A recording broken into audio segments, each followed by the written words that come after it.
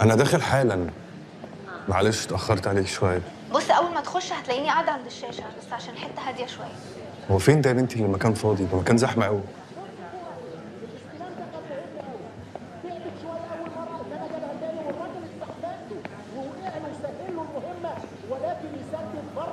ده مفيش ترابيزه واحده فاضيه يا مريم. هو ده الهادي؟ شالها مصطفى شلبي بيطلع تمريره انما يراها محمد شحاته. طيب هو دلوقتي في 4 شاشات، انت ناصر لفتوح حلوه منسي يلا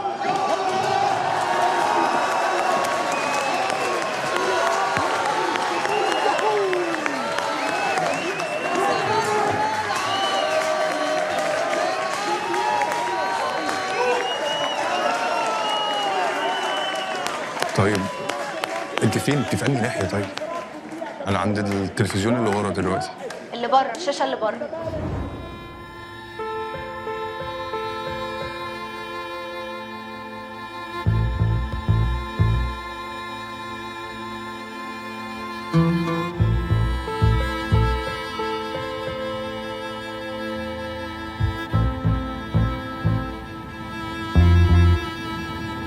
مريم،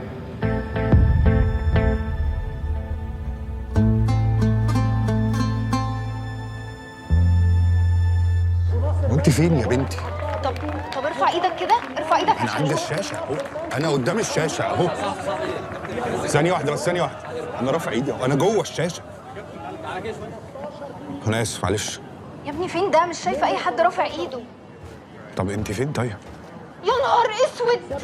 ايه في ايه اللي حصل؟ صلاح اتصاب، راموس كسر دراعه. صلاح مين؟ ايه اللي صلاح مين؟ ايه السؤال ده؟ محمد صلاح. هو انت مش بتتفرج على الماتش ولا ايه؟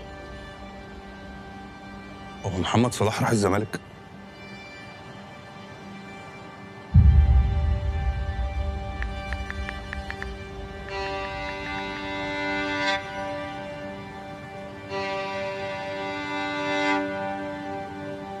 النهارده كام يا مريم؟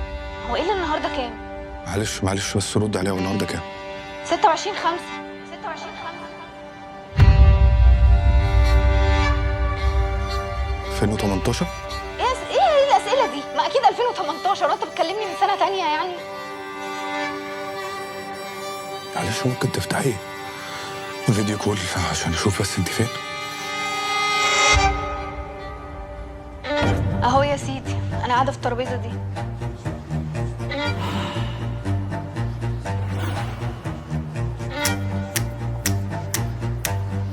زياد،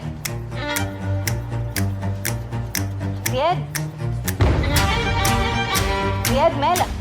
زياد،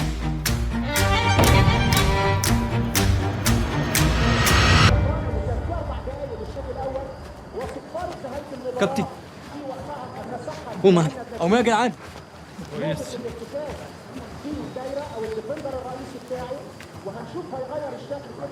كويس. خلاص يا جماعه، الحمد لله وفاء. طيب فهم معايا،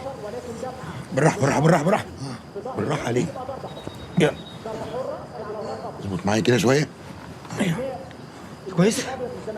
انت كويس؟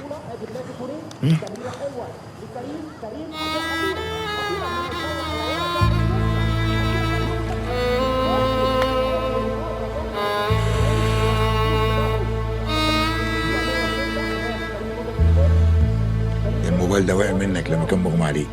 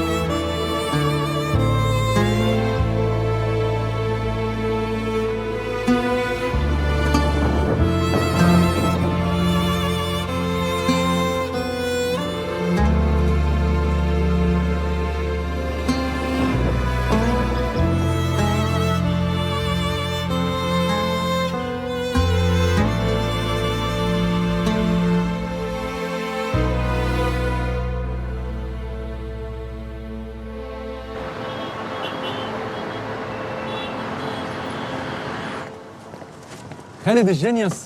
يا نهار ابيض. ازيك يا سامع؟ ازيك يا صاحبي، عامل ايه؟ كله حلو. طمني عليك. والله كله حلو الحمد لله، اهو زي ما انت شايف حكم الاول. بس ده قوي جدا يا راجل، ده انت ما بقالكش سنه جواز. بقول لك ايه، ما تفكرنيش، انا مصدوم صدمه عمري ان امي الله يرحمها هي اللي كانت بتعمل كل ده يا سامح. هسألك سؤال، هو احنا اللي بنجيب كل الحاجات دي امال هم بيعملوا ايه؟ بيعملوا عبط طبعا. بس ما تقلقش يا صاحبي، احنا مش لوحدنا، احنا كتير قوي. طب ايه، انا عايز اشوفك، خلينا ننزل زي زمان. يا ريت والله. طب ويا ريت ليه؟ كلم زياد وتعالى نسهر الخميس الجاي. زياد مين اللي يسهر ويخرج بس يا عم خالد، الله يكرمك. الله يسامحه بقى على اللي بيعمله فينا وفي نفسه. صحيح، هو عمل ايه في موضوع الصوت اللي كان بيكلمه على انه صوت مراته ده؟ ايه؟ بتقول صوت ايه؟ من كام يوم طب عليا في المكتب كده وكان عايز يعرف ان الاكونت بتاع الفيسبوك بتاع مراته اتهكر ولا لا، وانه في صوت بيكلمه على اساس انه هو صوت مراته. لا معلش بقى، ثانيه واحده كده وقول لي الموضوع ده من الاول. هو انت بتردش عليا ليه؟ شفت بقى ان انت اللي بتستعبط ومش عايز نتقابل؟ بقول لك ايه، اوعى تكون فاكرني عشان رسامه ابقى فنانه وكيوت وكده. بصراحه يا زياد انت راجل مش جدع.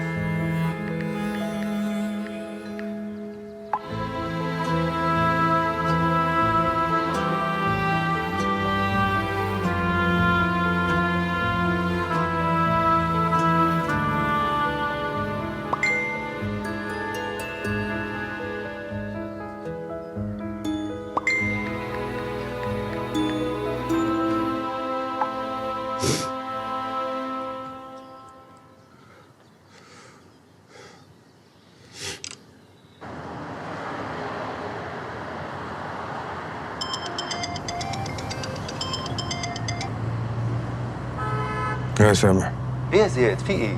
مختفي ما بتردش ليه؟ مش قلت لي هرجع اكلمك؟ معلش نسيت خالص. طب انت فين دلوقتي؟ انا في الشارع خارج. ايه؟ قول لي. عاوز اشوفك ضروري يا زياد. طب معلش يا سامح، هي ينفع بس نأجلها؟ لا ما ينفعش. ليلى كلمتك؟ انا هكلمها انا معلش عدي عليا في البيت ضروري. ضروري يا زياد، تكون عندي في اسرع وقت، هستناك. حاضر يا سامح، ماشي. حاضر.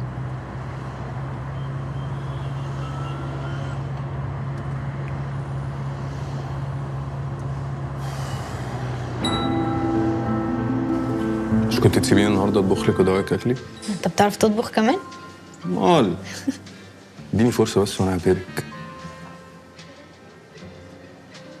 هو انا ممكن اقول لك حاجه من جوه قوي بس ما تحكيش عليا؟ والله يعني ممكن احاول بس ما اوعدكش. انا عمري ما حسيت كلام الاغاني. الاغاني بتاعت الحب وكده طول الوقت بحس ان هما بيكتبوا، بيعيشوا الناس في الوهم مش اكتر. تخيلي بقى ان انا ما بقتش بسمع اغنيه ليها علاقه بالحب غير لما بحس ان انا عايشه، بحس ان انا اللي كاتبها. انا شغلي كان هو حياتي، تفاصيل طول الوقت. عمري ما كنت بشوف الصوره الكبيره، طول الوقت بشوف التفاصيل وهي اللي بتبني لي الصوره الكبيره. مرة أشوف الصورة الكبيرة وأعرف أنا ليه كل حاجة حصلت لي حصلت. مريم،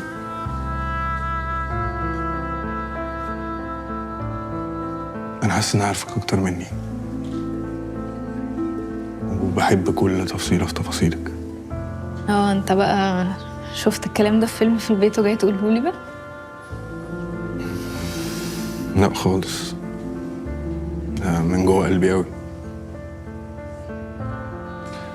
طول الوقت كنت حاسس إن أنا عايش حدوتة مش حدوتي، مش بطل قصتي يعني زي ما بيقولوا كده. جيت انتي بقى وغيرتي خالص الموضوع ده.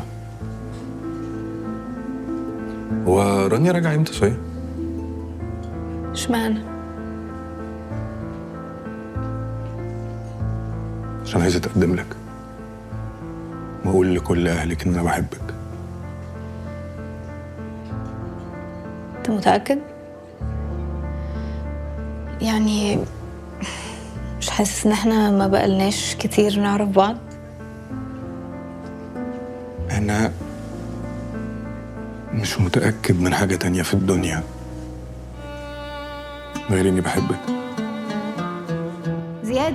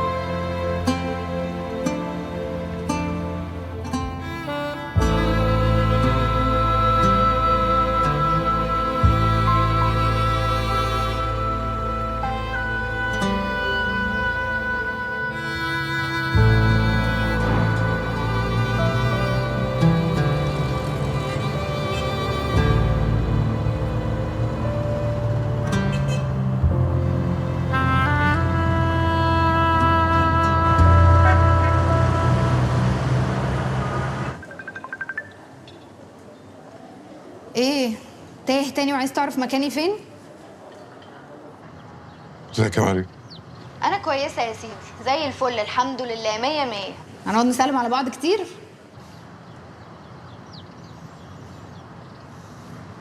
ايه الصمت ده؟ هو انت فين؟ الو زياد، لا اله الا الله يا ابني، انت النتورك عندك وحشه ولا ايه؟ معلش انا اسف والله، انا حصل لي حاجة غريبة أوي امبارح ما تتصدقش. حاجه غريبه. انا اسف، انا اسف جدا جدا يا استاذه، معلش انا اسف، حقك عليا، معلش. معلش حصل خير يا عم زكريا، خلاص ماشي حصل خير. معلش انت اتخضيت؟ ده عادي، متعود. متعود؟ قصدك ايه؟ تفهمي بعدين. بعدين ايه؟ انا قصدي يعني ان انا صوتت كده عشان هو لما جه خبطني في رجلي عملية؟ العملية بتاعت رجلك صح؟ انت عرفت منين ان انا عملت عمليه؟ أنا مش مصدق إن ربنا اداني فرصة تانية إن أنا أشوفك. فرصه تاني؟ لا ثانيه واحده، انا مش فاهمه انت بتقول ايه خالص. هتفهمي بعدين. بعدين تاني؟ هو في ايه بالظبط؟ حاجة غريبة أوي، مهما حاولت أقولها لك عمرك ما تصدقي. بقول لك ايه، احنا نتقابل امتى بقى؟ انا عايزه فلوسي. هنتقابل. يا ريت كنت أقدر أجيلك دلوقتي حالا. طيب تعالى يلا، احنا فيها اهو، هستناك ما تقلقش. متقلقيش، هنتقابل كده كده. دمت لي شيئا جميلا لا ينتهي. مكتوب لنا أن نلتقي في ذاك الزمان في ذات المكان. روحان تائهتان خلقتا للعثور على بعضهم كأنما تلاقيا في حياة سابقة. انت قريت الجمله دي فين؟ كتابتك دي صح؟ ايوه صح، انت عرفت ازاي؟ لا أنا أعرف عنك كل حاجة، وأعرف حاجات كتير أوي عن أهلك وصحابك برضه. تحب ابارك؟ اسمك مريم احمد زيدان. واو. ليكي اخت اسمها رانيا، متجوزه وعايشه في المانيا. اقرب صاحبه ليكي اسمها سالي. انت ستوكر بقى، بتراقبني يعني ولا ايه؟ انت فيجيتيريان، عمرك ما بتقربي من اللحوم مهما حاولت اضغط عليكي. عندك حساسيه من الكاجو، لو كلتي حتى واحده بس تتخنقي وشك بيحمر وبيتنفخ. لو بالونه فرقعت جنبك بتتخضي كانها كارثه. كنت بتعملي حركه غريبه قوي قبل ما ترسمي، تقعدي تتفرجي على الورقه وهي فاضيه، تشميها وتتخيلي رسم قبل ما ترسميها. تحبي تخلي الحتة اللي فيها شوكولاتة في أي حاجة حلوة للآخر. كنت بترقصي وقعدتي تتدربي كتير قوي لمسابقة، وبلا على طول وقعتي عملتي العملية بتاعت رجلك. ساعتها بطلتي رقص وبقيتي بترسمي. تكرهي قوي اللون الأبيض ساعتها عشان بيفكرك بالمستشفى. حاجة غريبة قوي مش كده؟ انت مين؟ تعرفي بعدين. هو ايه اللي بعدين؟ انت عرفت الحاجات دي كلها ازاي؟ توريني صحيح اللوحة اللي بترسميها، عايز اشوفها. ممكن ترد عليا دلوقتي؟ انت مين؟ كنت متأكد ان الصورة اللي بعتها لك هتعجبك. تصدق انك رخم بجد. بس عامة انت عارف، يوم ما بعتلي الصورة عشان ارسمها انا فضلت مطبقة فعلا عشان اخلصها، معرفتش انام. عشان فكرتك باباكي؟ لا ما دي ازاي؟ طيب دي ازاي؟ تعرفي بعدين. طب انا عايزة اشوفك. هتشوفيني، هشوفك، وبعدين مش يمكن لما تشوفيني تقعي في حبي ونتجوز مثلا؟ نتجوز؟ ليه؟ وانت حد قالك ان انا قاعدة مستنياك يعني؟ وبعدين هو مين قالك اصلا ان انا مش مرتبطة مثلا؟ لا مش مرتبط. يا سلام، انت واثق في نفسك قوي، عارف كل حاجة انت على طول. ها ماشي يا سيدي. عامة ده المكان المفضل بتاعي، تلاقيني تقريبا كل يوم هنا. بحب اجي اقعد ارسم هنا كده، يعني عشان لو فكرت تيجي تعدي ولا حاجة. ما هي دي معلومة جديدة مثلا.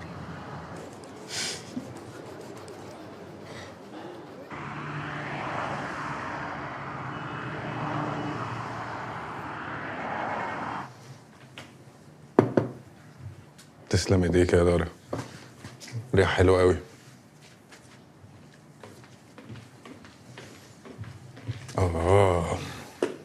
طيب بص يا معلم، قبل ما تعاتبني في اي حاجة انا اسف. انا غلطت ان انا نزلت مع ليلى وانا مش جاهز، وعارف ان انا مش جاهز ان انا ادخل علاقة، بس الضغط اعمل ايه؟ طيب حقك عليا والله. اقول لك على حاجة، انا يا سيدي هكلم ليلى بنفسي وهعتذر لها وهظبط لك الدنيا كلها ولا تشغل بالك. بس انا في حاجة مهمة قوي لازم احكيها لك، وما عنديش حد تاني احكيها له. انا بكلم مريم. غريبة وانا كنت مستغرب، كنت مصدق، كنت فاكر ان حد بيشتغلني. بس قعدنا نتكلم اكتر من يوم على التليفون، بعد كده كلمتها فيديو كول وشفتها. زياد، انت رجعت للمبادئ تاني صح؟ شكلك رجعت له. طب انت عاوز ايه بقى؟ انت ليه مصر تأذي نفسك للدرجة دي؟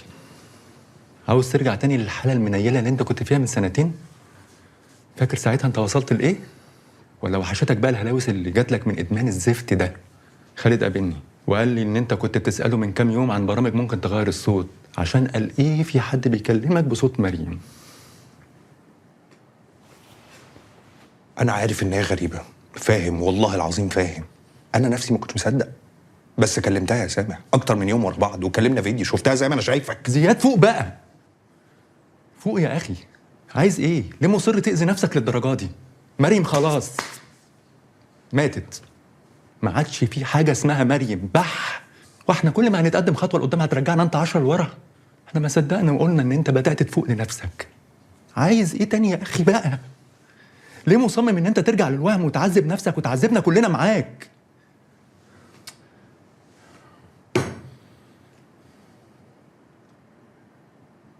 مستني منك ده خالص.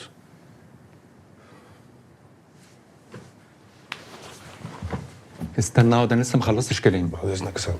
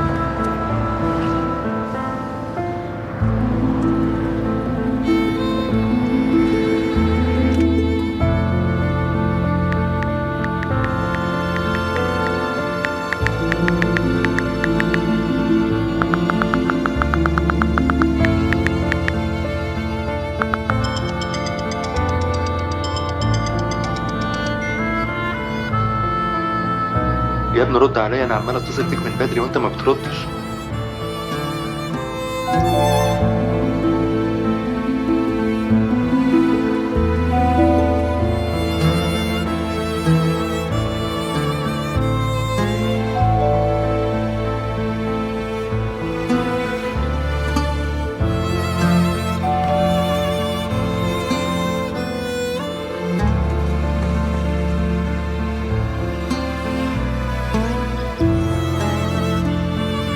زياد فوق بقى، فوق يا اخي.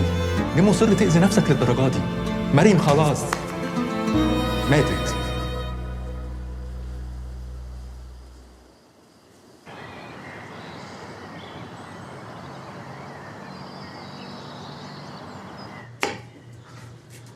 طب ابهرك بقى، انا ال3 رسمات اللي خدوهم عند المكتب بتاع المدير اللي انبهروا بيهم في المدرسه انا عارفهم. يا ده انت مخاوي بقى. لا ده انا ابتدي اخاف منك. طب اقول لك انا بطبخ ايه دلوقتي؟ مفاجاه اكبر. ايه؟ مكرونه وخضار مشوي. لا ما تهزرش، دي اكتر اكله انا بحبها. امال انا بطبخها ليه؟ استني اوريك حاجه.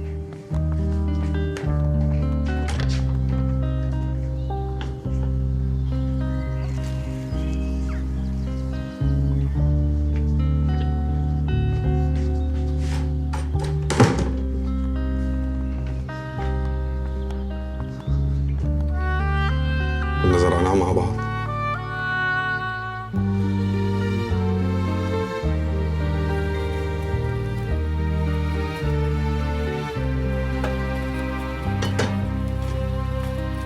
شكله هيبقى خضار مشوي بس النهارده. مكرونه اتحرقت. احسن تستاهل.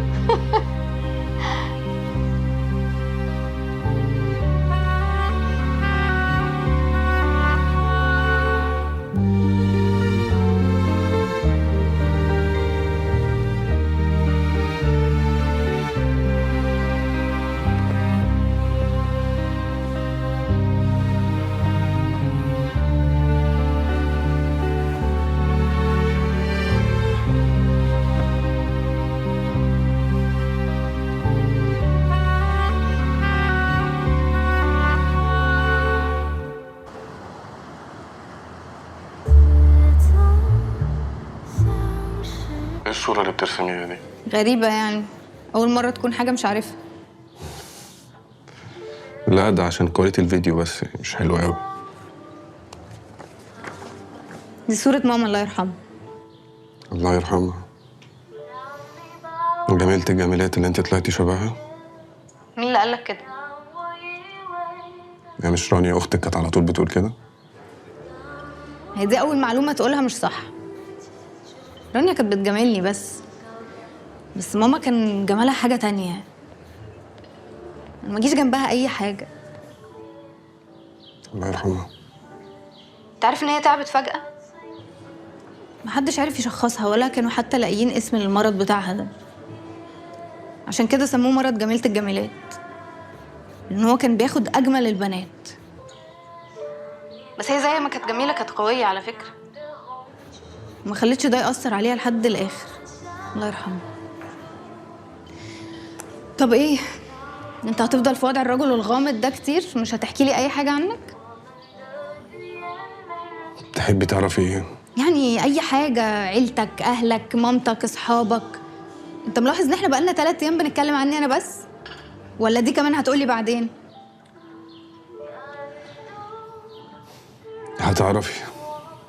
هتعرفي الكلام ده كله كده كده.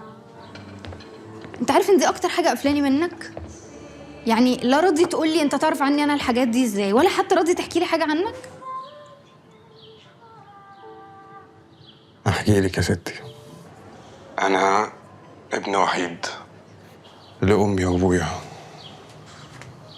وابويا وامي توفوا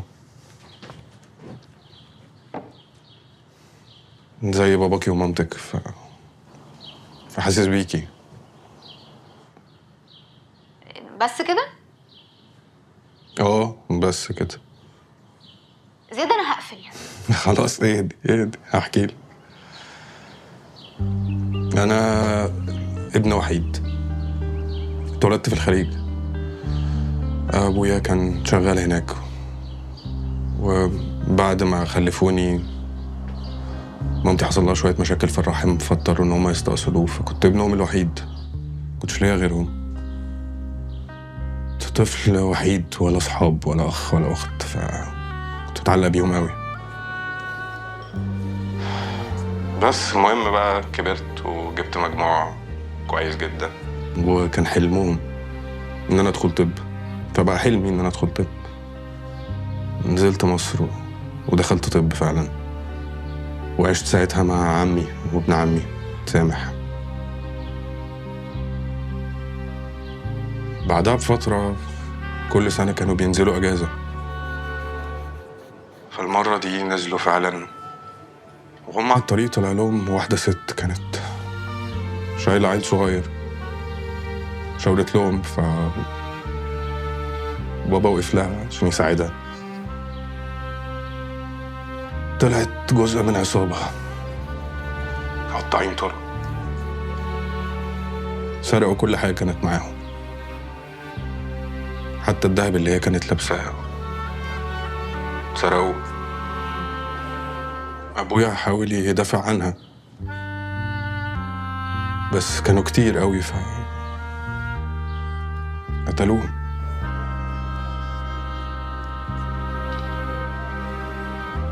بس بعدها سبت طب خالص ودخلت حقوق،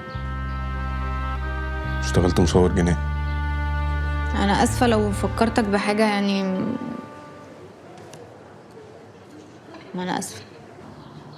لا متقلقيش. طب وانت ايه اللي خلاك تسيب الطب وتروح للقسم الجنائي؟ لا يا مريم، كان نفسي ان انا ما احسش احساس قله الحيله ده تاني ابدا، بس مكتوب لي قدري ان انا كنت احسه تاني. مره تانية؟ ازاي؟ هو انتي مش كنتي مستغربه قوي انا عارف عنك كل الحاجات دي ازاي؟ لا ثانيه واحده، انت هتحكي خلاص مفيش بعدين؟ لا خلاص مفيش بعدين. طب استنى، انت بوليس وبتراقبني؟ كان نفسي. طب امال عرفت كل ده ازاي؟ عشان احنا اتجوزنا. احنا ايه يا معلم؟ اتجوزنا. اتجوزنا ايه؟ انت لسه داخل حياتي من كام يوم واونلاين كمان، انت بتقول ايه يا عم انت؟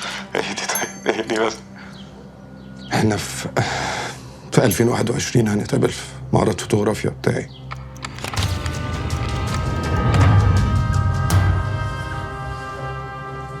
وهنتجوز وهنعيش مع بعض احلى سنه في حياتي. لا قصه لذيذه فعلا لذيذه. طب وايه بقى، جبنا كام طفل بقى على كده؟ كان نفسي بس ما خلفناش. العيب فيك طبعا. لا أنا زي الفل. يعني انت بتكلمني من المستقبل دلوقتي؟ غريبة قوي صح؟ لا لا خالص خالص. انا بس يعني كان عندي كام سؤال على المستقبل كده. يعني مثلا العربيات بقت بتطير فعلا؟ أنا بتكلم جد يا مريم على فكرة. كمل. لازم أحذرك من حاجة هتحصل في 2023.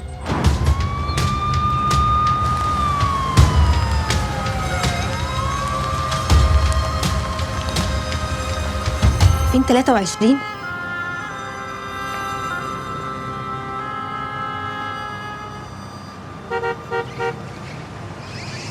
مروان،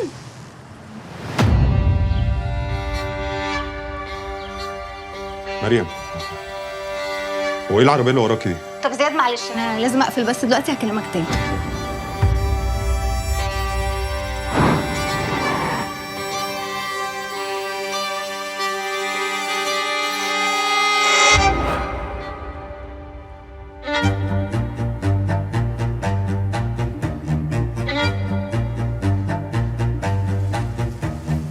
ردي.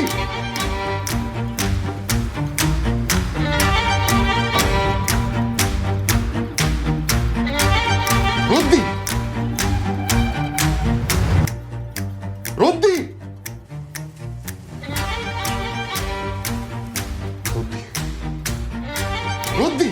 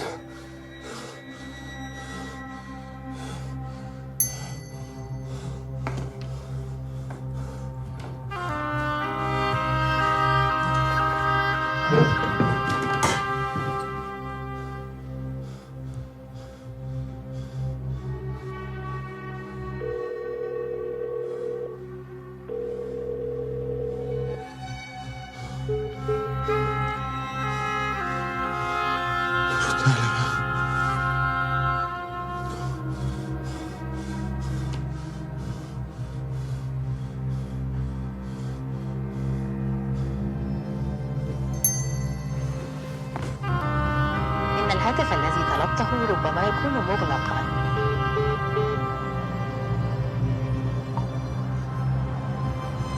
رانيا، بحاول أكلمك كتير، تليفوني غير متاح. لو سمحتي كلميني ضروري لما تسمعي الرسالة دي. محتاج أتكلم معاكي في حاجة تخص مريم. ضروري يا رانيا.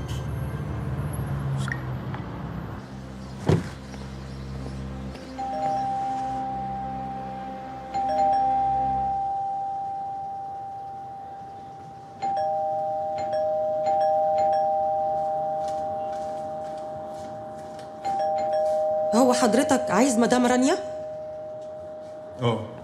بس هي سافرت ألمانيا. شكرا. العفو.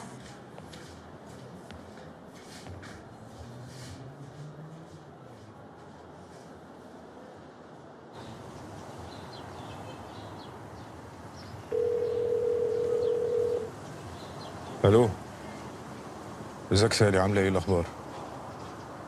أنا تمام الحمد لله. كنت عايزك في موضوع ضروري. لا معلش يا سالي، ضروري. قولي لي أنت فين وأنا هجيلك. تمام، أنا هتحرك عليك حالا دلوقتي. مع السلامة.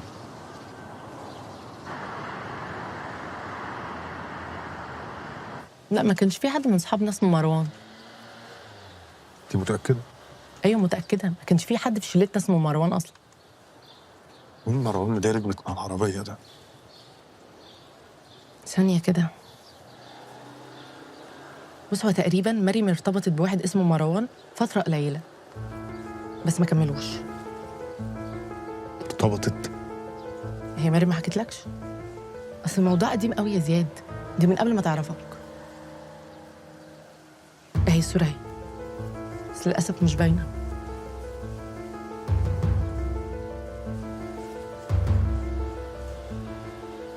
وده فين مروان ده دلوقتي؟ لا انا ما اعرفوش اصلا، انا ما شفتوش غير هي المره دي. الموضوع قديم قوي يا زياد، يعني انا كل اللي اعرفه ان مريم قطعت علاقتها بيه في فتره بسيطه جدا. كان واد توكسيك وبيمد ايده عليها وبيضربها، ده اللي انا اعرفه.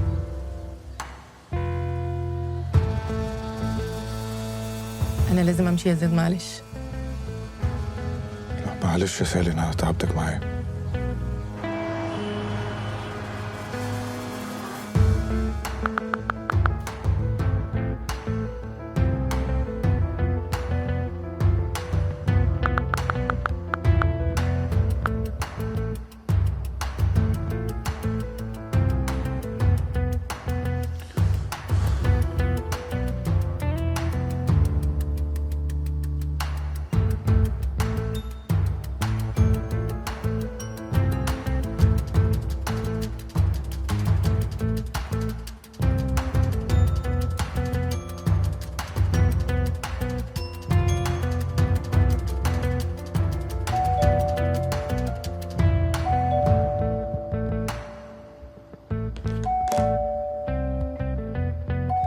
افتح يا زياد، ما انا مش همشي، هبات هنا.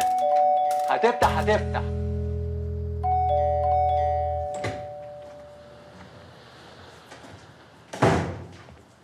ازيك يا زياد؟ عامل ايه؟ طمنا عليك. ماشي يا عم الزعلان.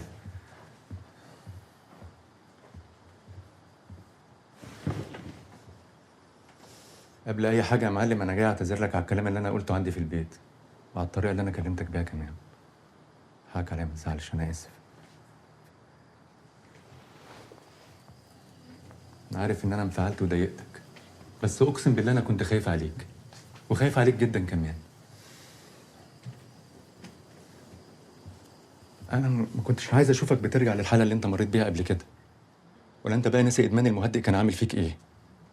جسمك اللي كان بيترعش طول الوقت، الصوت اللي انت كنت بتسمعه بيكلمك في كل حته، الهلاوس اللي انت كنت بتشوفها في كل مكان حتى في مرايه العربيه. اهي السكه اللي انت فيها دلوقتي هي بالظبط. نفس السكوت والسرحان اللي في عينيك، الطريقه اللي بتبعد بيها عن كل حاجه. عشان خاطري يا زياد، بلاش يا سيدي، عشان خاطري ورحمه ابوك وامك يا شيخ، تعالى نلحق الموضوع ده بدري بدري. تعرف ايه اكتر حاجه مضايقاني يا سامح؟ كنت فاكر ان انت هتبقى اول واحد يصدقني. وانا مش جاي اقول انك كذاب، بالعكس انا جاي انبهك انك طول الوقت لوحدك، وانت بالطريقه دي بتغرق. وانا بقى مش هسيبك تغرق، مش هسيبك تجري ورا وهمي مش موجود. مريم مش وهم يا سامح. ماشي، هي مش وهم، اكيد مش وهم، بس خلاص راحت عند اللي خالقها. ارضى انت بقى بقضاء ربنا وقدره، ما انت مش اول واحد مراته تموت. انا مراتي ما ماتتش طبيعي، انا مراتي اتاخدت غدر. انت فاهم يعني ايه غدر؟ هو في ايه؟ هو ما فيش في الدنيا دي غير مريم وبس، حدوته وخلصت وخلاص. انت بقى اللي مصر تشوفها ما خلصتش. ايه؟ هنفضل واقفين عندها العمر كله؟ حياتنا هتقف خلاص؟ اللي راح ما بيرجعش، ما بيرجعش يا زياد. ولا انت نسيت بقى في اول ما اتجوزت انت كنت عامل ازاي؟ انت ما كنتش انت يا استاذ، انت اتبدلت وبقيت واحد تاني، اختفيت وبعدت عننا كلنا، وما كنتش شايف غيرها هي وبس، محبوس جوه العالم بتاعها وهي بس اللي بتحركك، كأنك كنت مسحور يا اخي. في ايه؟ ندعها وندهيها. سامح، لو ليا اي غلاوه عندك امشي. انا عايزك تفوق لنفسك، انا عايز مصلحتك، افهمني. امشي امشي يا سامح.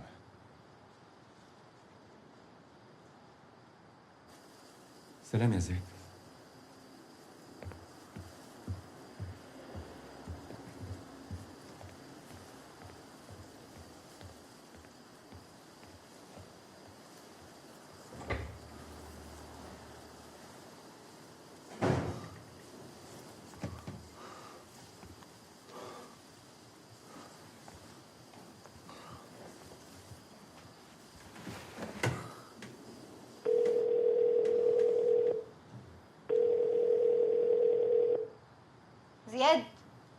انت ازاي ما تحكيليش على علاقتك بمروان ده قبل كده؟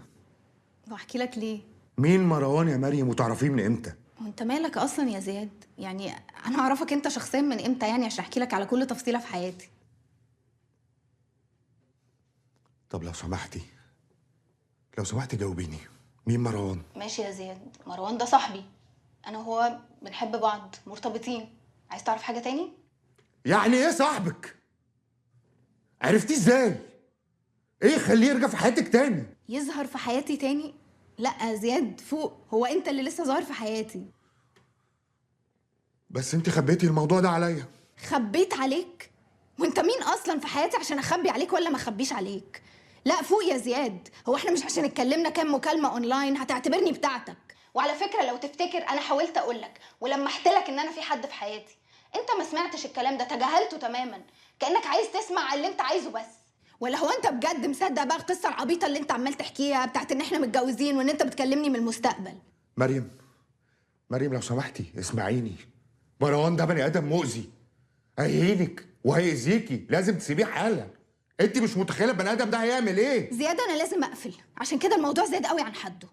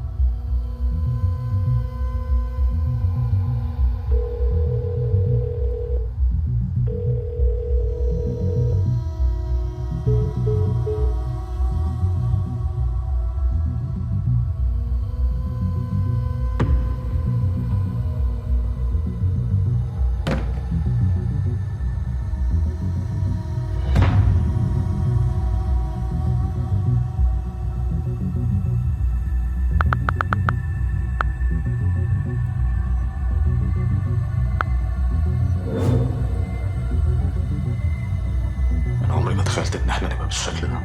عمري ما هنسى نظرتك ليا لما كنا بنتقابل. يا مريم ردي، ما تخلينيش اتجنن عليك. طب والله العظيم لخليكي تمشي في الشارع تبصي حواليك. هو انت فاكره لما تبطلي تردي عليا مش هعرف اوصل لك؟ انا لحد دلوقتي ماسك نفسي بالعافيه. فاكره لما كنت بتقولي لي ان صوتي بيطمنك؟ ايه اللي اتغير؟ انا لسه زي ما انا يا مريم. مروان اكتر حد فاهمك في الدنيا دي. طب كل لما تعملي بلوك هعمل اكونت جديد ومش هسيبه. انا وانت لسه ما خلصناش برضه. ماشي، طب صورك بقى اللي كنت بتبعتها لي زمان لسه عندي، بصي عليهم كده، مستني اللي جاي.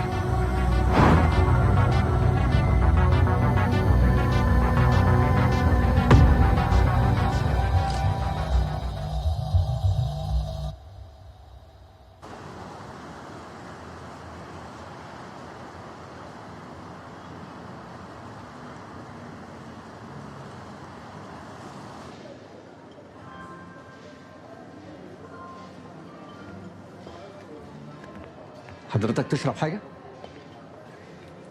هشرب بس ممكن اسألك على حاجة؟ اتفضل. شفت صاحبة الصورة دي هنا قبل كده؟ هي متعودة ان هي بتيجي هنا بترسم، وفي شاب معاه عربية جيب بيعدي عليها، شفتهم؟ لا والله انا اول مرة اشوفها. طب معلش، هو انت شغال هنا بقالك قد ايه؟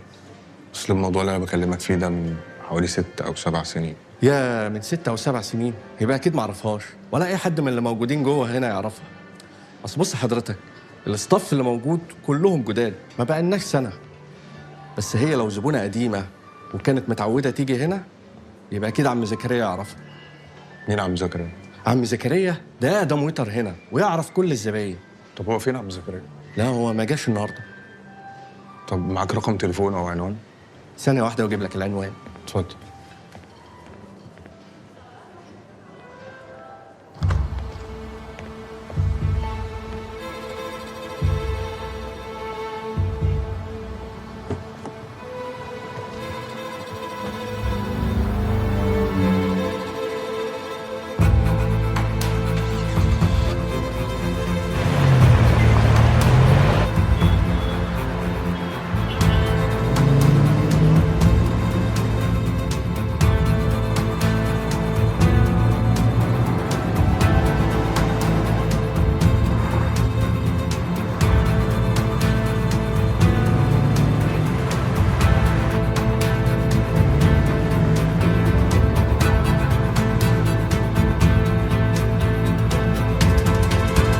سمحت. معلش سامحني. لا ولا يهمك. ممكن بس تعرف العنوان ده؟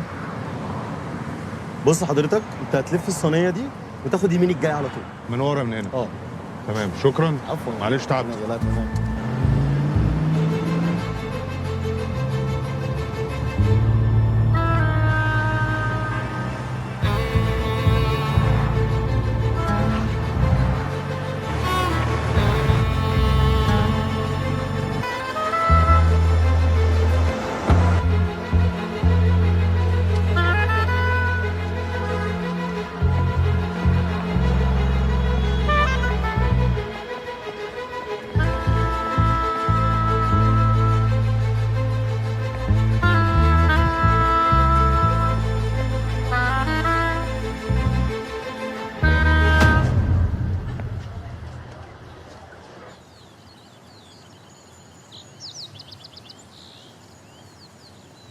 كنت ماشي ورا ليه يا سامع؟ عشان خايف عليك يا زياد، خايف عليك من نفسك. انت كنت بتعمل ايه وبتدور على ايه؟ انت مالك؟ انت مالك دي؟ عايزني اشوفك بتضيع واقف ساكت؟ اشوف حالك كل يوم من زفت لزفت واقف اتفرج عليك؟ مريم اتقتلت. ما كانتش حادثة، مش حد بيجري بسرعة وخبطها وهرب. اتقتلت. حد واقف بره البيت مستنيها تخرج عشان يخبطها. حد مين؟ انت عرفت ازاي الكلام ده؟ واحد اسمه مروان كان في ما بينهم كلام، صور. كان بيبعت لها بيهددها عشان ترد عليه. وهي بقى كانت بترد على تهديداته دي ازاي؟ كانت بتعمل له بلوك. كل ما تعمل له بلوك يعمل اكونت جديد عشان يبعت لها منه ويهددها. وانت عرفت ازاي بقى ان هو اللي قتلها؟ شفته. نفس العربية اللي خبطت مريم.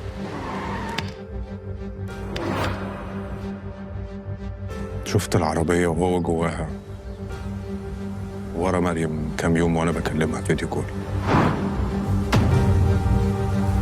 مريم، هو ايه العربية اللي وراكي دي؟ طب زياد معلش انا لازم اقفل بس دلوقتي، هكلمك تاني. تاني؟ بتكلمها تاني يا زياد؟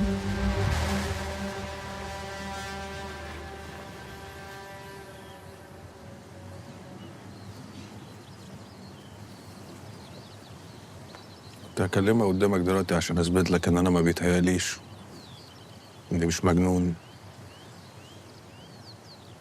بس عنك ما صدقت يا سامع. انت سامع نفسك بتقول ايه؟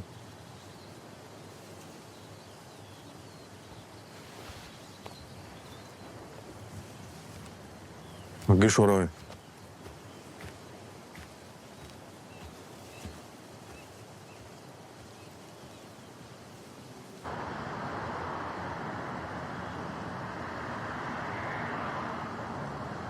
يعني ما كنتش موافقة انك تخليني اشوفك، ولما توافقي تبقي مغطية وشك.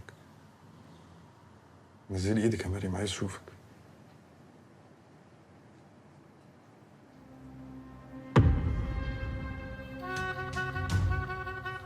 ايه ده؟ ايه اللي حصل؟ مفيش، انا وقعت. كنت مستعجلة على مشوار وما خدتش بالي، وقعت. وقعتي؟ ولا مروان ضربك؟ مروان بيمد ايده عليك يا مريم، صح؟ انا قلت لك ده بني ادم مؤذي، عشان خاطري سيبيه. في ايه يا زياد؟ ما انا بقول لك وقعت، مفيش حاجة. انت بتكدبي يا مريم. هو بيضربك وانت بتداري عليه ليه؟ انت ليه مكمله معاه؟ ما خلاص بقى يا زياد، انا كويسة. كويسه؟ هو ده منظر واحده كويسه؟ انت بتضحكي عليا ولا بتضحكي على نفسك؟ هو مصدق عليك كده ازاي؟ اختك فين يا مريم؟ رانيا فين من اللي بيحصل ده؟ هو كان عنده مشاكل في حياته، وبعدين جه اعتذر لي، وانا مصدقاه ان هو مش هيعمل كده تاني. عادي يعني، ما كل الناس بتتخانق. طب وانتي؟ انت فين يا مريم؟ هو متضايق بيضربك وانت بتبرري له؟ ده عامل لي غسيل مخ الواطي. انا متاكده ان هو بيحبني، متاكده ان هو ما يقدرش يعيش من غيري، وبعدين انا ما ينفعش انسى ان هو الوحيد اللي فضل واقف جنبي لما اتكسرت. ده اوطى خلق الله. انت مش فاهمه ده هيعمل فيكي ايه؟ انا قلب عليه الدنيا هنا. خلاص يا زياد، خلاص لو سمحت كفايه بقى كده. انا مش مصدقك، والله العظيم ما مصدقك. هو انت ازاي شخصيتك كانت كده؟ انت ازاي كنت ضعيفه كده؟ مروان هيموتك. خلاص يا زياد بقول لك كفايه. لا مش كفايه. اللي انت بتقولي عليه ان هو بيحبك ده مش هيسيبنا في حالنا. هياخد عربيته وهيخرج. مريم، مريم،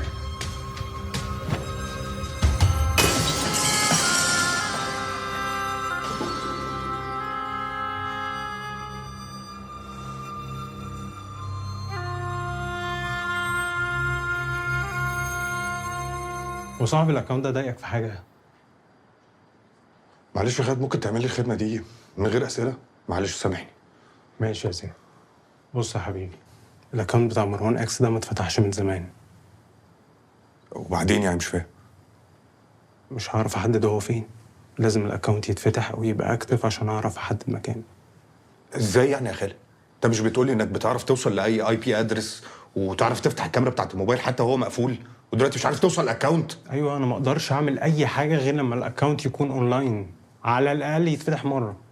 يعني حتى لو فتح دقيقه واحده ساعتها ممكن القط الاي بي او اللوكيشن، لكن وهو نايم كده مفيش اي وسيله حقيقيه مباشره ممكن تربطنا بيه. طب يعني مفيش اي حلول تانية يا خالد؟ يبقى عنده اي اكونت تاني على السوشيال ميديا؟ انا بحاول اقارن الميتا داتا بتاعت الاكونت دوت باكونتس تانية بس ما بيظهرليش اي حاجه. وهو باين عليه شخص اصلا ما عندوش اي اكونت رئيسي على السوشيال ميديا. شكله حد من اللي بيعمل اكونت يومين ويمسحه، فمش قادر اتعاقبه فعلا. طب يعني انا المفروض اعمل ايه دلوقتي؟ المفروض ان انا استنى يظهر بالصدفه يعني يا خالد؟ اعمل ايه؟ هو في حل. طالما الاكونت ده لسه ما اتمسحش يبقى هو احتمال كبير يكون ليه لسه اكسس عليه. حاول تستفزه بالكلام، ان شاء الله حتى يدخل يبص حتى من باب الفضول. استفزه؟ ماشي هستفزه. بالظبط، وقعه في الكلام، ان شاء الله حتى يرد بحرف. يدخل يقرا الرساله بس وانا هكمل على الباقي. ماشي يا خالد. معلش يا خالد لو سمحت، خلي الموضوع ده ما بيني وما بينك. سامح ما يعرفش حاجه. حاضر يا زياد. شكرا خالد.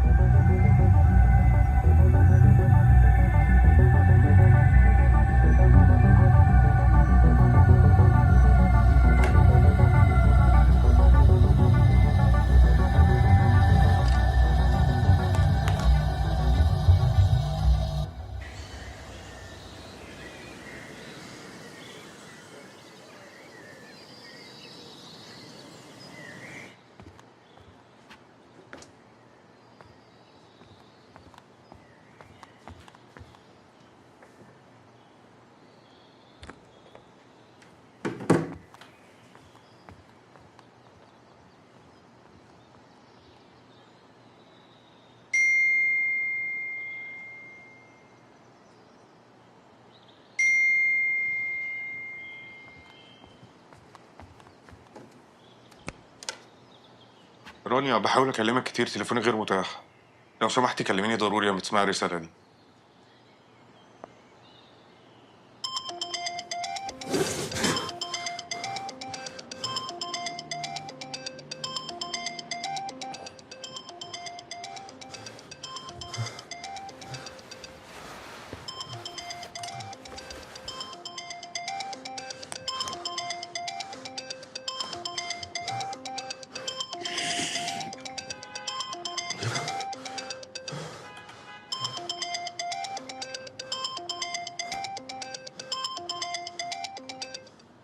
الو.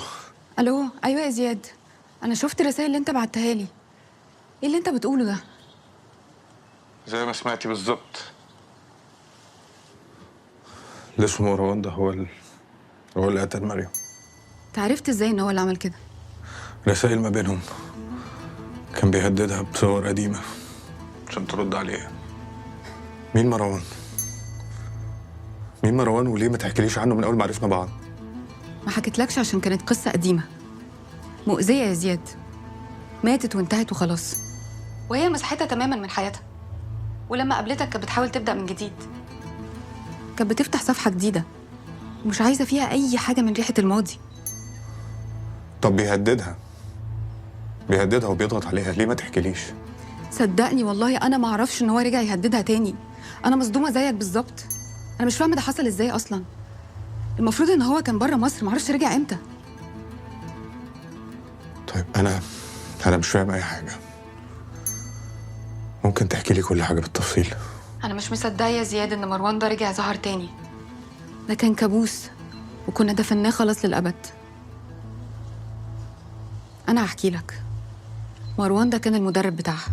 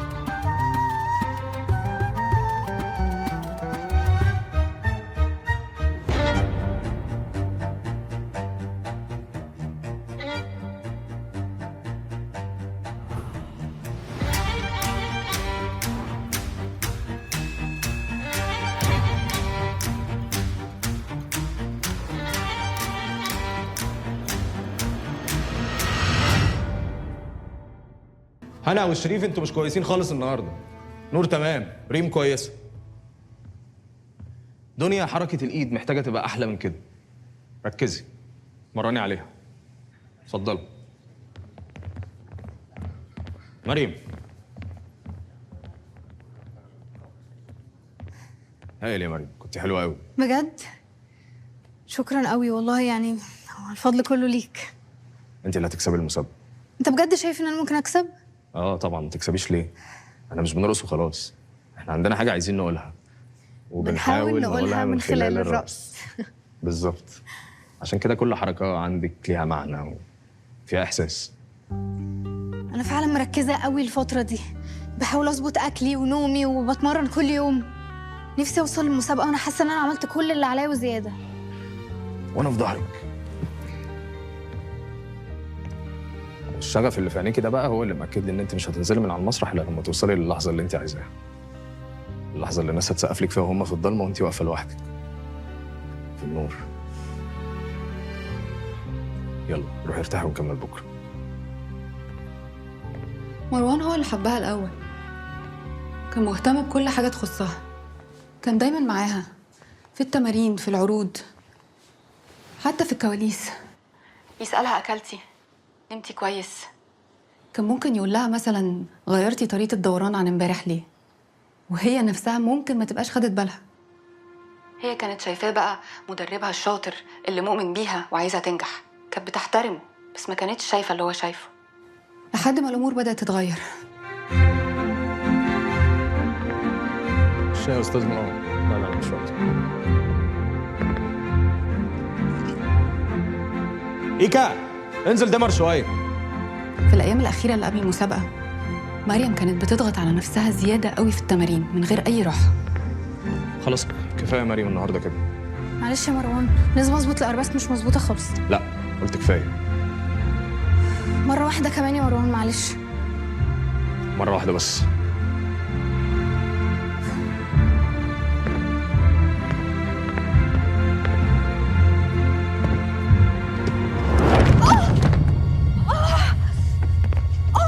بس اهدي افرد رجلك.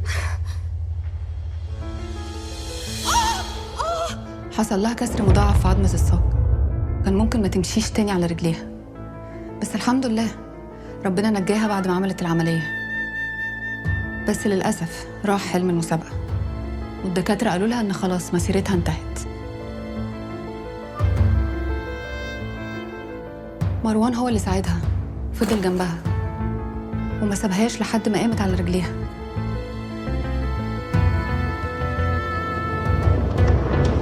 لحد ما رجعت أنا من ألمانيا.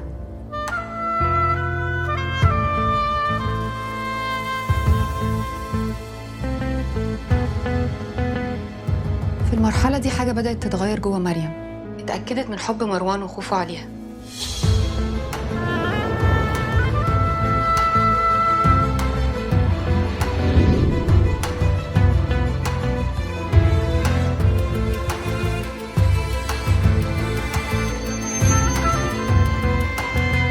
حست إن هو راجل تقدر تتسند عليه، وبعدها بشوية ارتبطوا ببعض.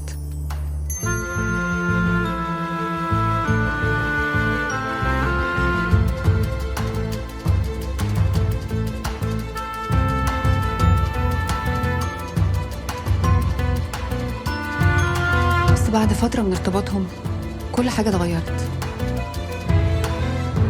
تصرفات مروان ما كانتش طبيعية، الموضوع ما كانش شك عادي، كان هوس، تعلق مرضي. أي مكالمة، كلمة عادية، حتى لو نظرة.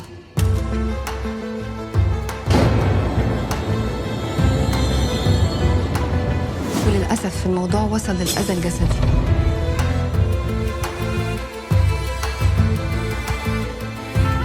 وايه الهبل اللي انت بتقوله ده؟ انت مش حاسس ان انت بقيت مجنون؟ انت مش واخده بالك ان الواد كان عمال يبصبص لك؟ يبصبص لي ايه؟ انت بجد مجنون؟ انت بتتخيل حاجات؟ انت بتشوحي لي؟ بشوح لك، انت اتجننت يا مروان.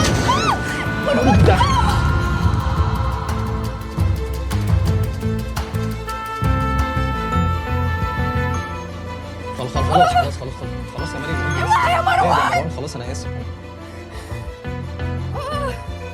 انا اسف. كان بيأذيها ويرجع يتحايل عليها ويقول لها أنا آسف سامحيني بحبك وغيران عليكي، ويوعدها إن اللي حصل ده عمره ما هيتكرر. بس للأسف كان دايما بيتكرر.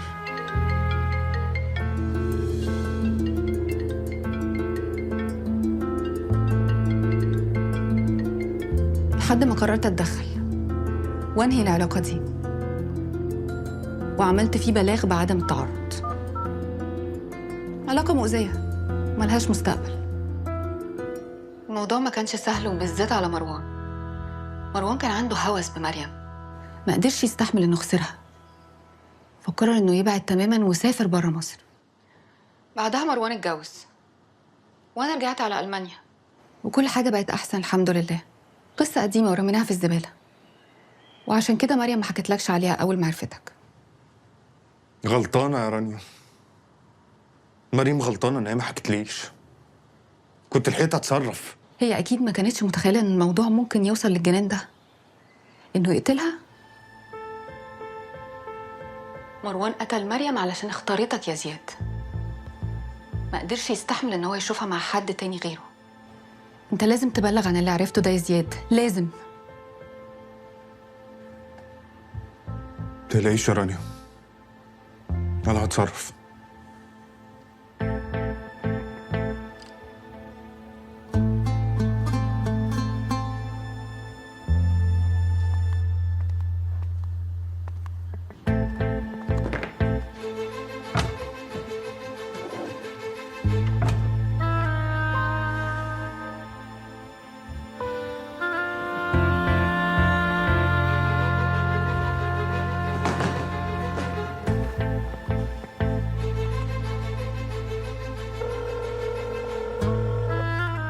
يا خال، شاف رسالة.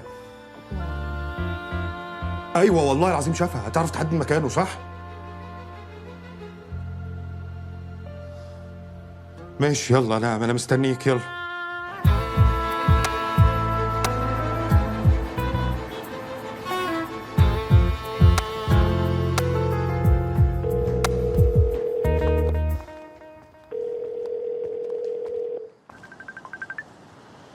مين ده؟ هو ايه اللي مين ده؟ في ايه يا مروان؟ ثانية هشوف مين ده؟ في ايه؟ هات يا مروان، تليفون فيه ايه؟ مروان سيب التليفون. ايه الهبل ده بقى؟ ايه ده؟ اوعى. تعالي هنا. هاتي التليفون. اوعى يا مروان. هاتي التليفون. يا مروان اوعى. هو ده؟ انت اللي كنت بتكلمها اليومين اللي فاتوا؟ ايه ده يا مروان؟ ايه ده والله العظيم انت فاهم غلط. انت مين يالا؟ لو لمستها وقربت لها اقسم بالله العظيم ما هرحمك. والله ما اعرفه يا مروان، والله العظيم ما اعرفوش. كان عايزني في شغل، والله ما اعرفه. ده واحد كان عايزك في شغل؟ ده خايف عليك وبيهددني. انت مين يالا وتعرفها من امتى؟ انا اللي هسجنك يا كلب يا واطي يا ابن الكلب. شيل ايدك من عليها يالا، سيبها وبصلي. ورحمة ابويا وامي ما هرحمك. والله العظيم لا اقتلك. ما تخافيش يا مريم، والله العظيم لا اجيبك. ما انت لو واحده بتحمد ربنا على اللي في ايديها، بس انت رمامه مش عايزه تنضف. سيبها وكلمني زي ما بكلمك، وحياة امي وحياة امي ما هسيبك. والله العظيم لا اجيبه يا مريم، والله العظيم لا اجيبك. الحقني يا زياد. تعالى الحقها يالا، تعالى الحقها يا دكر. طب اهدى طيب اهدى والله هعمل لك اللي انت عايزه. مش هكلمها تاني، مش هتشوفني تاني. لو شفتني بكلمها تاني اعمل اللي انت عايزه بس، والنبي تلمسها. سامع الدكر اللي كان بيدافع عنك؟ سامعها؟ وده لو راجل كان سابك كده؟ اهدى وكلمني هنتفق، والله العظيم هنتفق. اللي انت عايزه هعمله لك. مش هكلمها تاني، مش هتشوفني تاني. لو شفتني تاني اعمل اللي انت عايزه بس سيبها والنبي سيبها. لا لا لا لا لا لا.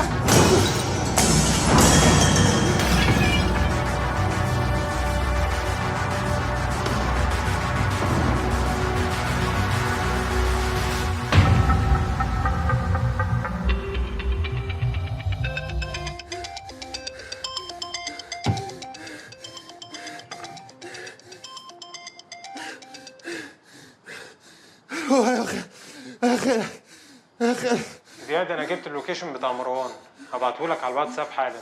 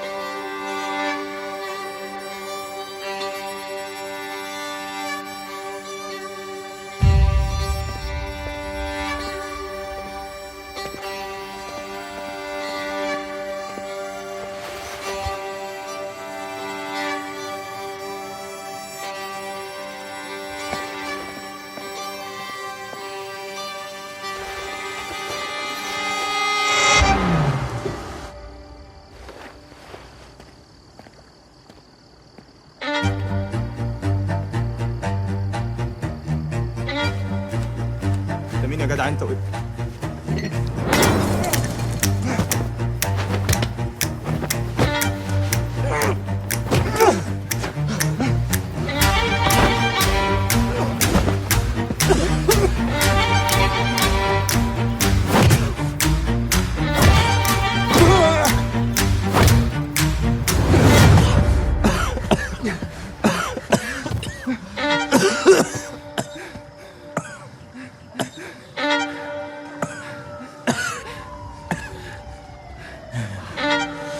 ينفع اللي انت عملته ده يا زياد؟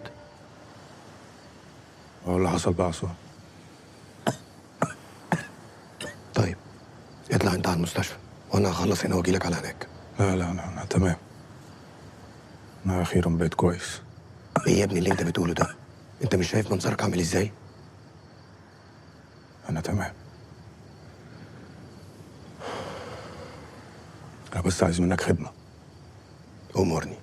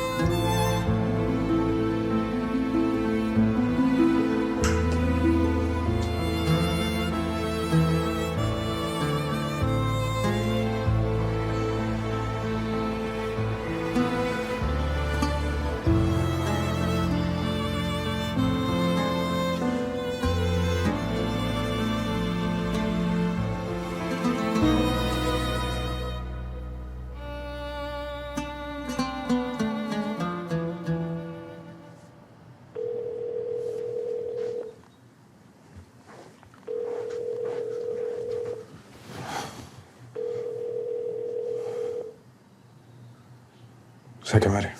انا اسفه يا زياد. انا اسفه عشان ما صدقتكش بصراحه يعني انا اسفه عشان طريقتي معاك كانت دايما سخيفه وانت عمرك ما عملت لي اي حاجه وحشه. المهم انت كويسه؟ انا تمام. انا قفلت موضوع مروان خلاص. بصراحه يعني هي رانيا هي اللي قفلته وعملت له محضر عدم تعرض كمان. على فكره دي مش اول مره يضربني فيها. بس هو كل مره كان بيرجع ويعتذر يعني، وانا الصراحه كنت بصدقه. بس خلاص بقى خلاص دي صفحه واتقفلت ومش عايزه ارجع لها تاني. بما انك عملتي كده فانا عندي حاجه مهمه اقولها لك. خير. احنا كمان 5 سنين بعد لما نتجوز في حاجه لازم احذرك منها، لو ما حصلتش ترجعي لي تاني. يا زياد مش ممكن، انت لسه في قصه السنين دي واتجوزنا وما اتجوزنا، خلاص بقى انسى بقى الهبل ده. اثبت لك ازاي طيب ان انا في المستقبل؟ ممكن اوريكي صورك وحاجتك بس هتفتكري ان انا مهووس، مش ضروري تصدقيني. هقول لك على حاجه، قابليني كمان ساعه في كافيه بيرلا، المكان اللي انت بتحبي ترسمي فيه، وانا هثبت لك ان انا في المستقبل. ماشي يا سيدي، خليك ورا الكذاب. خليكي متأخريش.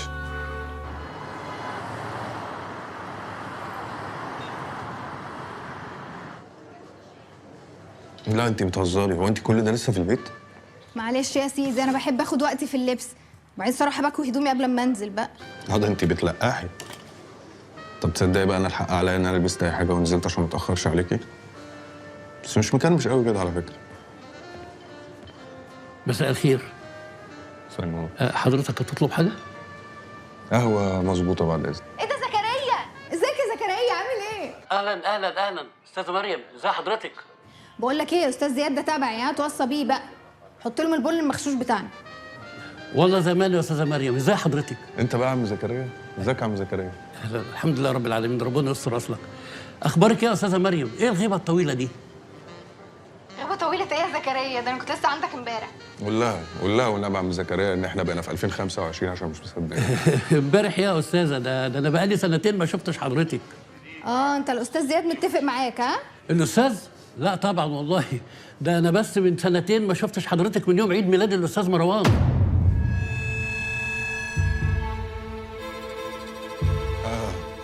هرجع اكلمك. سنتين ازاي يعني؟ مروان مين؟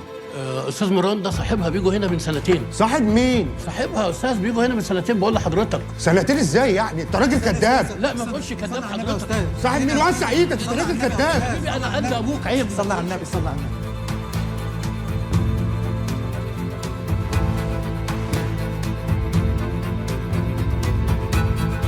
صاحبه.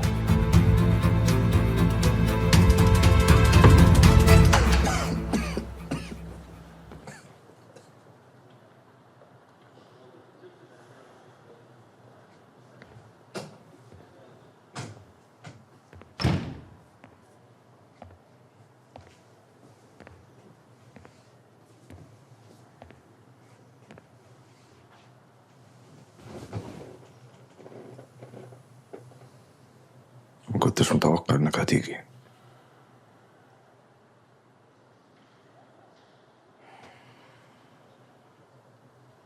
بس طالما جيت بقى تسمع للآخر.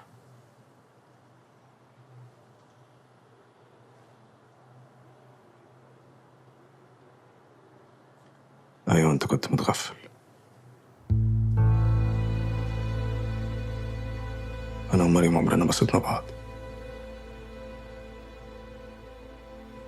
حتى بعد ما رانيا بعدت عني بالغصب كنا بنرجع من وراها.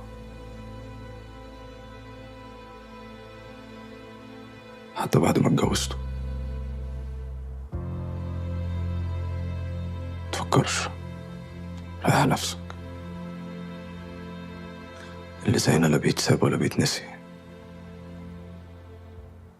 وانت اللي حشرت نفسك وسطنا، بس انت مش هتفهم. اللي زيك ما يستوعبش ست زي مريم. راجل تقليدي وممل، على طول غايب. شغله واخده من أهم حاجة في حياته وفاكر إنه كده بيعمل الصح. تعرف إيه أنت عن مريم؟ عن اللي مرت بيه؟ تعرف إيه عشان تفهمها ولا تعرف ناقصها إيه؟ كم موقف جمعكم ببعض عشان تتأكد إنها حبتك فعلا؟ تعرف إن هي زهقت وكانت عايزة تتطلق بعد جوازكم بكام شهر؟ كام شهر؟ لقيتها بتكلمني اهو، نفسها تحكي.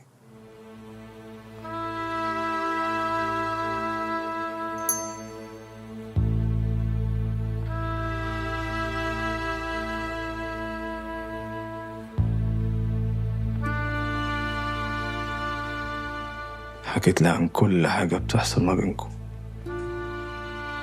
حكيت لي قد انت بني ادم بارد.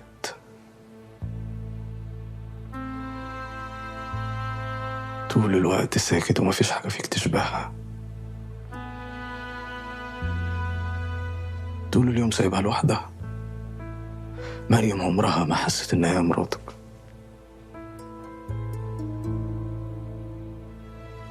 كانت حاسة زي ما تكون ضيفة موجودة عندك في البيت شوية وهتمشي.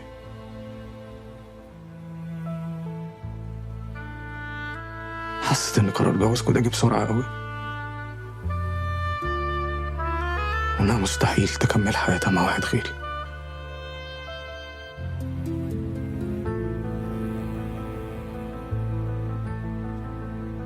بعدها ابتدينا نتقابل.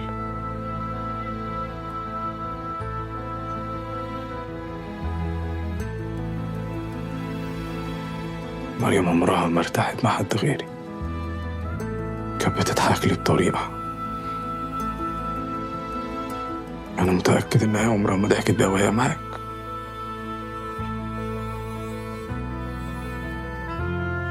ساعتها اتأكدت إن أنا ما حبيتش مراتي. قلت لها إن أنا هطلق، إن اللي بينا يستاهل فرصة. جرب تاني ورجعنا سوا.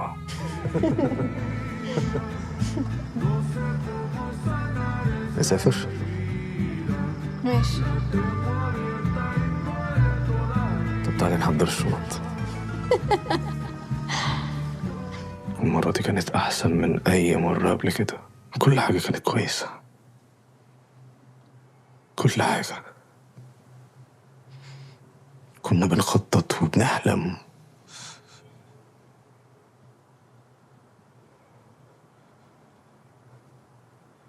لحد ما لقيتها في يوم بتقول لي إنها مش عايزة أكمل، مش عايزة الحياة دي.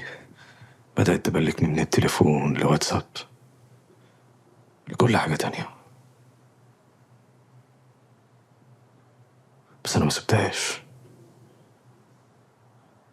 فضلت وراها لحد ما لقيتها بتقول لي أنا حامل. ما صدقتهاش، قلت أكيد عايزة تخلع.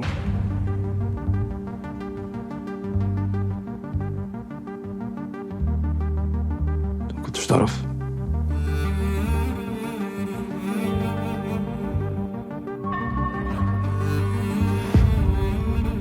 عندي خبر حلو قوي ليك، عايزه اقوله لك، متأكدة ان هو هيعجبك.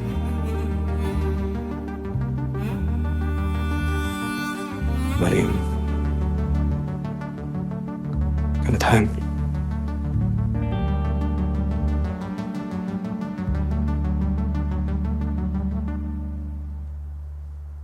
ما قالتلكش.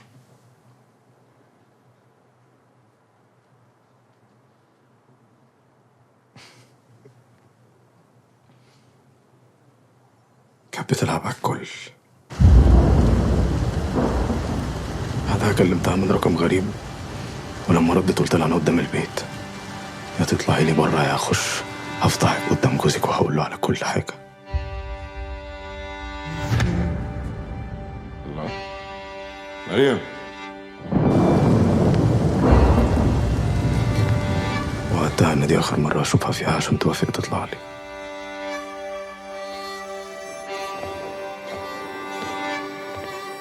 مريم، اول ما طلعت كل حاجه بينا عدت قدامي في ثانيه.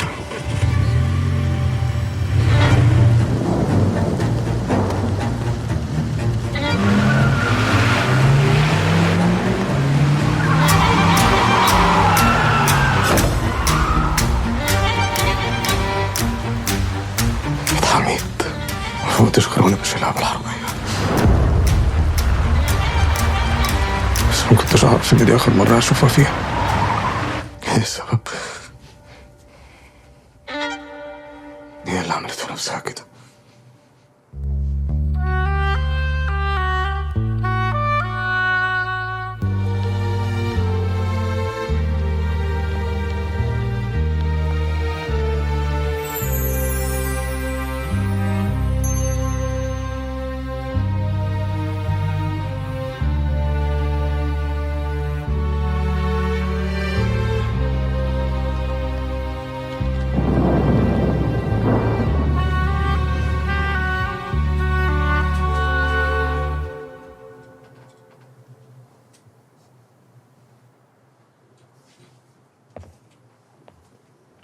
تصدقت انها كانت حامل؟ حتى لو كانت حامل، انت عارف ده من صلبك ولا من صلبي؟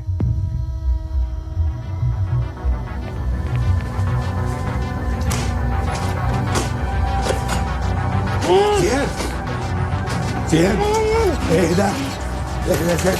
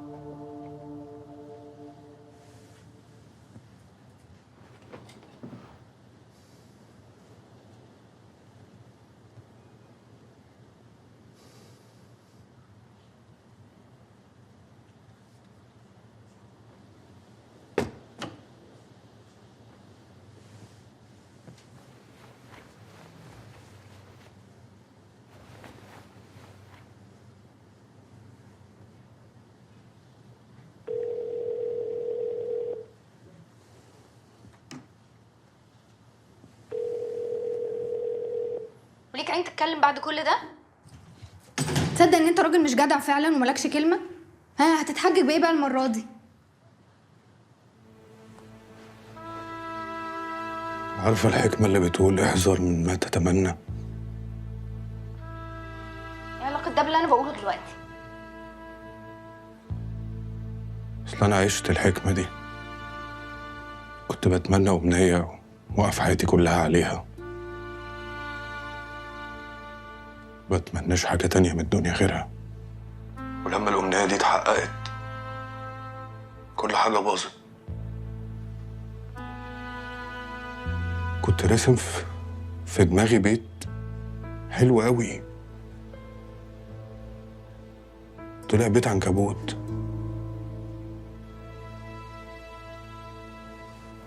تخيل أنا اللي ما بتفوتنيش تفصيلة اخد قلم من اكتر واحدة امنت لها في حياتي. يا وي، قعدت 2 من عمري بجلد في نفسي عشانها. خايف افرح، مش عايز اضحك. ازاي اضحك وهي مش جنبي؟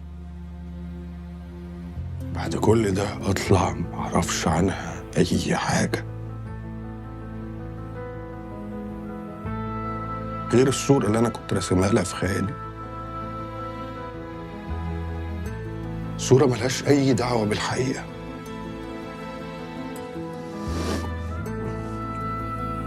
بس أقول لك على حاجة، على قد ما الألم ده بيوجع قوي بس بيفوق وبيعلم. هو انت بتقول ايه؟ انا مش فاهمه حاجه. مبقاش مهم تفهمي، المهم ان انا فهمت يا مريم. دي اخر مرة هتشوفيني فيها يا مريم. اخر مره؟ طب ولما هي اخر مره قعدت تحاول تقرب لي ليه كل الوقت ده؟ قعدت تزن عليا ليه عشان اكلمك؟ قعدت تقول لي ليه انا اعرف عنك كل حاجه وعن اصحابك وقرايبك؟ لا وايه بقى؟ ده انا بكلمك من المستقبل. احنا هنتجوز وهنعيش مع بعض، وعايزه احذرك على حاجه مهمه قوي هتحصل في 2023. عملت كل ده ليه؟ انت عبيطة عشان تصدقي حدوتة زي دي؟ عبيطه؟ تصدق انا فعلا عبيطه. عبيطه عشان رديت عليك. اصلا انا كان المفروض اعمل لك بلوك من اول ثانيه كلمتني فيها. يا ريتك عملت كده، كنت هتسيبيني عايش في وهمي. حتى لو وهم كده احسن من الحقيقة.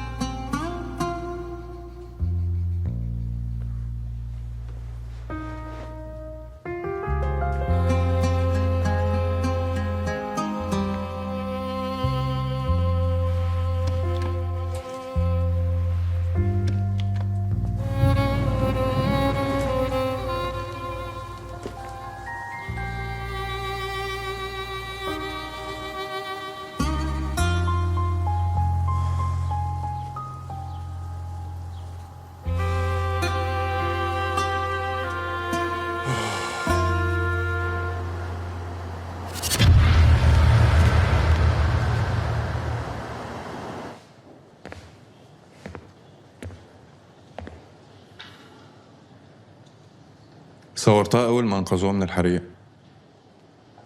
باباها ما كانش مصدق إنهم أنقذوها، ويا حبيبتي ما كانتش مصدقة إن هي رجعت حضن باباها. من أصدق اللحظات اللي عشتها.